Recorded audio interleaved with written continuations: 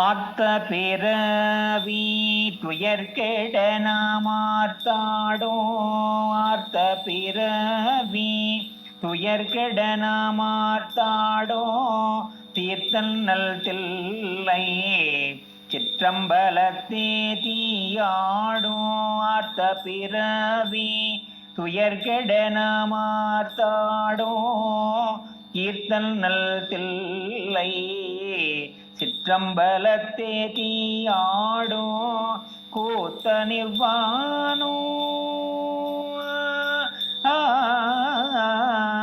கூத்த நிர்வாணும் குவலயமும் எல்லாமோ காத்தும் படைத்தும் கறந்தும் விளையாடி வார்த்தையும் பேசி வளை சிலம்ப வார்கலைகள் ஆற்பரவம் செய்ய அணிகுழல் மேல் வண்டாற்ப வார்த்தையும் பேசி வளை சிலம்ப வார்கலைகள் ஆற்பரவம் செய்ய அணிகுழல் மேல் வண்டாற்ப புத்திகளும் பொய்கை குடைந்துடையான் பொற்பாதோ புத்திகளும் பொய்கை குடைந்துடையான் பொற்பாதோ ஏத்தீரோ சுனை நீர் ஆடேலோர் எம்பாவா ஏத்தீரும் சுனை நீர்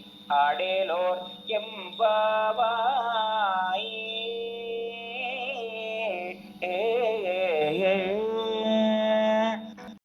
இந்த பாடலின் விளக்கம் நன்மை செய்யும் தில்லை சிற்றம்பலத்திலே ஒரு திருக்கரத்தில் தீயை ஏந்தி ஆடுகின்றான் கூத்த பெருமான்.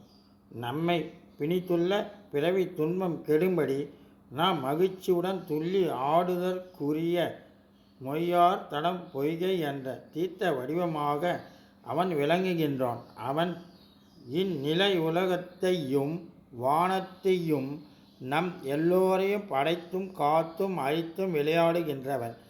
ஐந்தொழிலும் விளையாட்டே.